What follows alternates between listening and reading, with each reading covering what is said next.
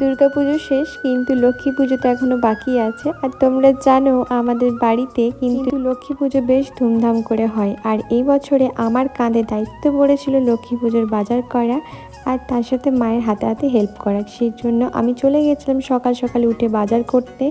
আর এখানে এসে পরে মায়ের হাতে হাতে হেল্পও করে দিচ্ছিলাম। কিন্তু এখানে একটা সমস্যা হয়েছে, এবছর আমার দাদা থাকতে পারেনি। দাদা থাকলে এই চাপটা আমাকে নিতে হতো না। কিন্তু এই কথাটাও সত্যি যে আমি কিন্তু যে কোনো কাজের দায়িত্ব নিতে বেশ ভালোবাসি। বিশেষ করে এই পুজো পার্বণের কাজগুলো বেশ আমার ভালো লাগে। আর মায়ের দায়িত্ব, বাবার দায়িত্ব নেওয়া তো উচিত। যতই আমি মেয়ে হই, যতই আমার বিয়ে হয়ে যাক, তবুও দায়িত্বই হয়। আর এই দায়িত্ব থেকে কিন্তু প্রীতমও পিছু পাওয়া হয়নি। প্রীতমও কিন্তু অনেকটাই হেল্প করে দিয়েছে।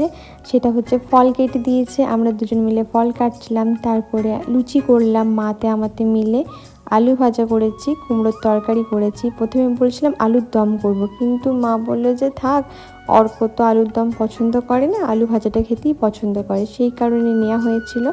আর এখানে মাতে আমাদের দুজন মিলেই কাজগুলো সব করছিলাম একে একে। আর প্রীতমের যেটা কাজ, আমাদের কাজে হেল্প তো করছিল, তার সাথে ডিস্টার্বও করছিল। তার করতে করতে দিদির ফোন এলো, বলে একটু বেরোবো। এটা হচ্ছে আমার জেঠুর মেয়ে, আর এটা হচ্ছে জামাইবু, মানে আমি সোরেনদা বলি সেই কারণে। তো দিনটা কিন্তু বেশ ভালো গেল। এই হলো আমাদের বাড়ির পুজো।